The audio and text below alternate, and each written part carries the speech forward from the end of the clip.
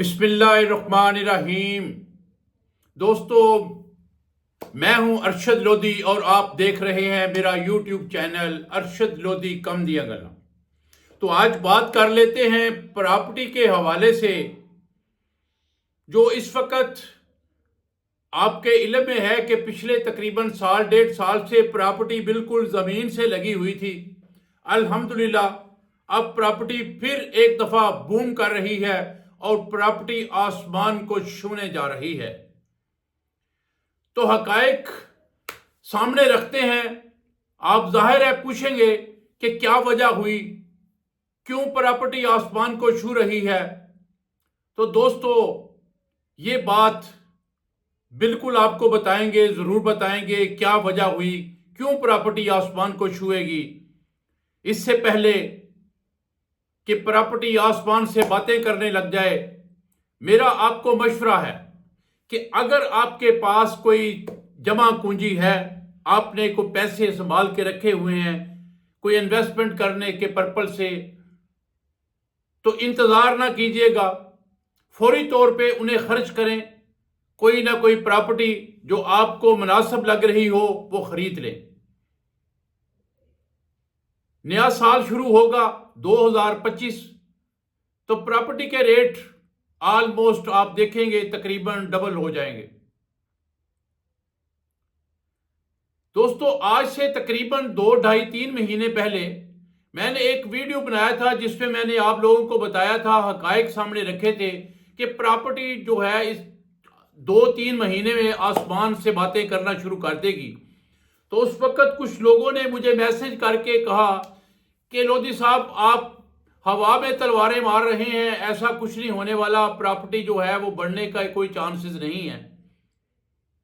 तो मैंने तब ये बात कही थी कि इस वक्त शरह सूद जो है बैंकों की वो तकरीबन 22.5% है।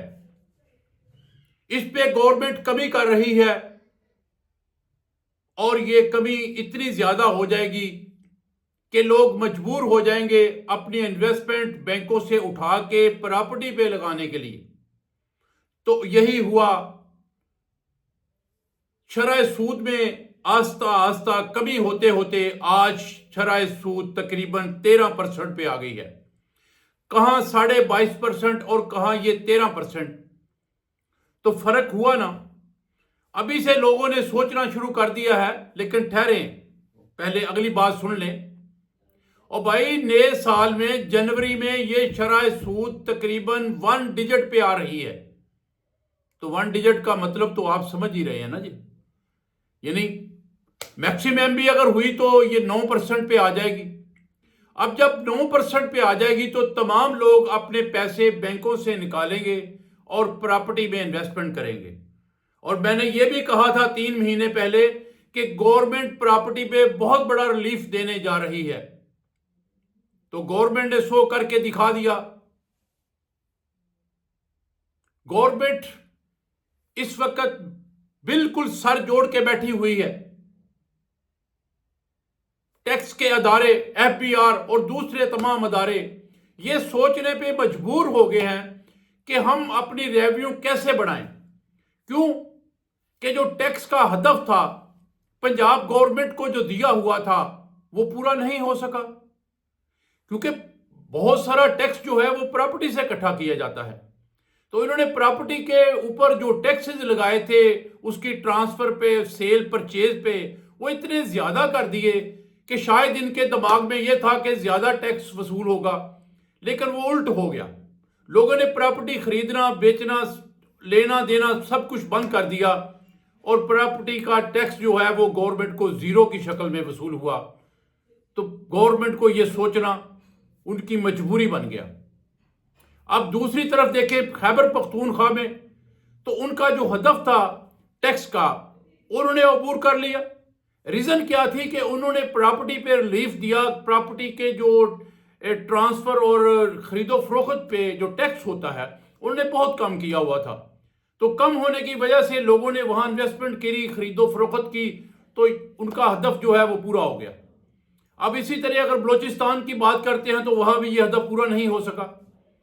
अब सिंध की बात करते हैं तो वहां प्रॉपर्टी पे क्योंकि गवर्नमेंट ने टैक्स नहीं बढ़ाया तो वहां भी ये टैक्स की जो शरह थी वो अल्हम्दुलिल्लाह बहुत ज्यादा रही।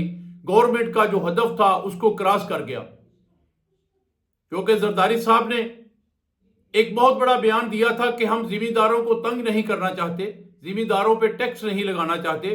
तो ये मामलात कुछ होते हैं सोचने के, समझने के। जब आप आवाम को रिलीफ देंगे, आवाम खुश होगी, आवाम अपनी इन्वेस्टमेंट बाहर निकालेगी और फिर गवर्नमेंट को टैक्स भी वसूल होगा।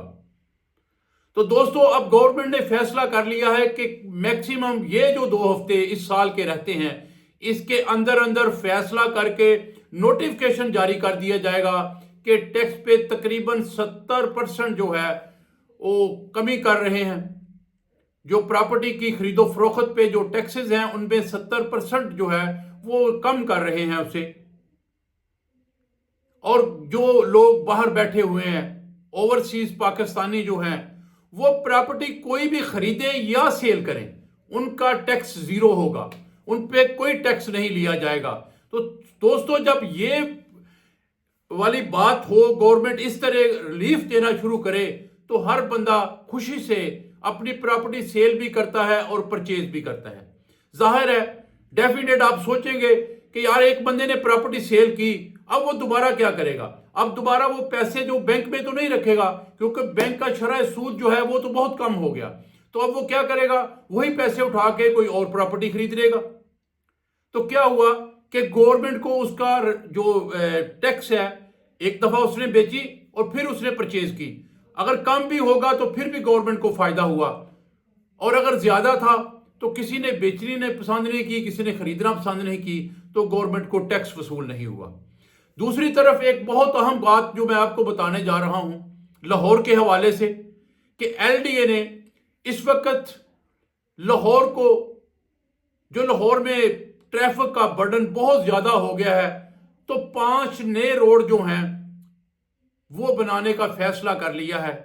तो ये रोड तकरीबन कोई 3 महीने का किसी रोड को टाइम दिया गया, किसी को 4 महीने, किसी को 5 महीने, यानी साल 6 महीने में ये रोड का जो सर्कल है ये सारा कुछ मुकम्मल हो जाएगा।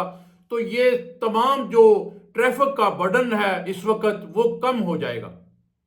बहरिया टाउन की अगर बात करते हैं तो ये शौकत खानम की तरफ से जो एम्पोरियम मॉल है वहां से एक रोड निकलता आ रहा है, जो जुबली टाउन से होता हुआ बहरिया टाउन के मेन बुलेवार्ड, जो मेडोज के अंदर से ये रोड आता हुआ सीधा तलवार चौक की तरफ आएगा और तलवार चौक से होता हुआ सीधा रिंग रोड को अबूर करेगा।